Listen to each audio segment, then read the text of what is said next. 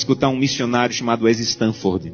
Ele passou uma parte da sua vida ajudando a igreja na Etiópia, que por 17 anos esteve sob o regime comunista. As igrejas foram lacradas, pastores foram presos, muitos foram mortos. E esse missionário saía da América do Norte e ia para a Etiópia tentar ajudar os irmãos que se reuniam escondidos nas catatumbas, nas florestas.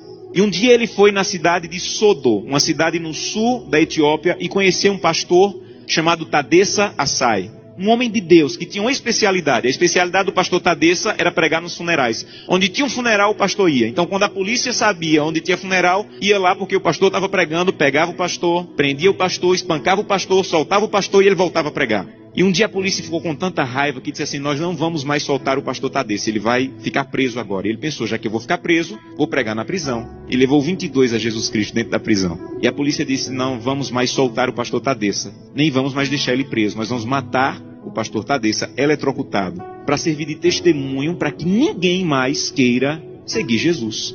E anunciaram na cidade: amanhã, às 9 horas da manhã, o pastor Tadessa vai morrer eletrocutado. Mas eles não tinham cadeira elétrica. E eles chamaram as pessoas para o centro da cidade, para a praça da cidade, pegaram os fios desencapados, amarraram o pastor Tadessa, uma multidão veio assistir, deram 1 minuto para o pastor Tadessa orar, começaram um discurso contra o cristianismo, puxaram a chave para a corrente elétrica passar e matar o pastor. Houve uma explosão, fumaça e faísca para todo lado, a corrente elétrica não chegou e o pastor não morreu. Desamarraram o pastor e disseram: vão para casa, um eletricista vai consertar a gambiarra e amanhã nessa mesma hora o pastor Tadessa morre. E o pastor Tadessa pensou: já que eu vou morrer amanhã, vou passar a noite em oração.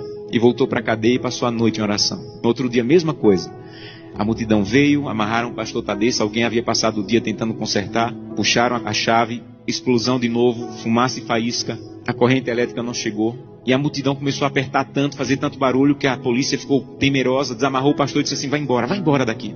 E esse missionário estava lá, e disse que acompanhou o pastor Tadessa, e disse assim: pastor Tadessa, o que é que o senhor vai fazer? Um homem que passou 2 vezes pela morte, o que é que o senhor vai fazer? E ele disse assim: tem um funeral, e eu soube que tem um funeral, eu vou lá pregar.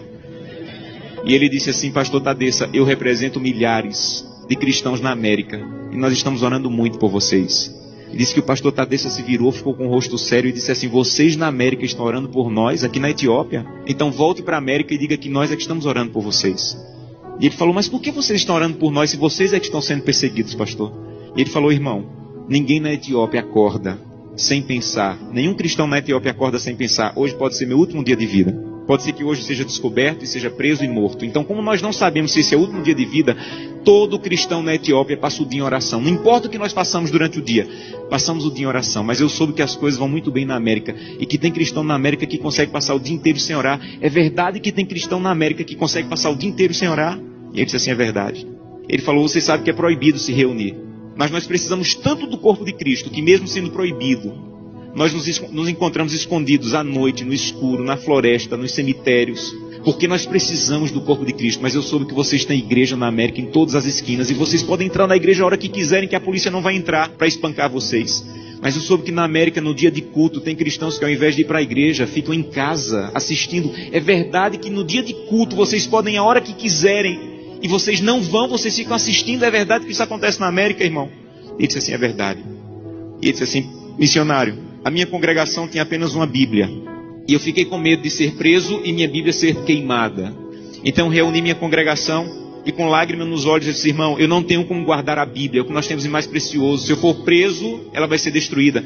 Então eu comecei a rasgar as páginas da Bíblia e comecei a dividir para cada pessoa. Era mais fácil guardar porções da Bíblia do que uma Bíblia inteira com uma pessoa só.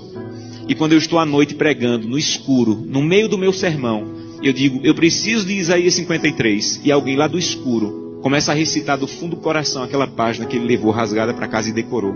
Mas eu soube que na América vocês podem ter 8, 10 Bíblias em casa. E eu soube que tem cristãos na América que, apesar de terem 8, 10 Bíblias em casa, passam uma semana sem ler a Bíblia. É verdade? E ele disse assim: é verdade, nós é que precisamos de oração.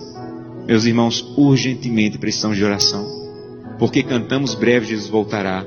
Levantamos a mão no apelo dizendo assim: eu quero voltar para o céu para ser dono de tudo. Mas ainda não estamos indo a Jesus de maneira séria, para que Ele arranque o egoísmo do nosso coração. E que nós possamos entrar na porta do céu e nós não vejamos a rua de ouro, nem a parede de pedra preciosa, mas nós possamos olhar para o rosto maravilhoso de Jesus, aquilo que nós aprendemos a olhar nessa terra. Eu tenho um sonho, o sonho da minha vida. entrar na porta do céu, segurando a mão de Gleice, minha esposa, e Glenda e Samuel, os meus filhos. Eu quero chegar em frente a Jesus. Eu quero dizer: Jesus, cheguei com minha família. Essa aqui é Glenda, Samuel e Gleice. E eu espero que Jesus diga mais ou menos assim: Josanã, eu já conheci a sua família, porque todo dia você ia à presença. A minha presença me apresentava, só faltava conhecer pessoalmente, mas eu já conheço a tua família. Sejam bem-vindos agora. Um prazer conhecê-los pessoalmente. Eu não quero ser pastor dessa igreja. Eu quero ir para o céu. E isso é mais profundo. Eu não quero abrir o inário e dizer assim: breve Jesus voltará. Eu quero estar lá. Isso é mais profundo. Por isso eu preciso fazer com que o que eu como, o que eu vejo, o que eu acesso, o que eu ouço, a maneira como eu uso o meu dinheiro esteja de acordo com a vontade de Deus. Porque os que serão salvos não amam a própria vida. Que Deus te abençoe de maneira profunda, para que o primeiro fruto da fidelidade, a transformação do teu caráter, esteja de maneira real acontecendo em tua vida.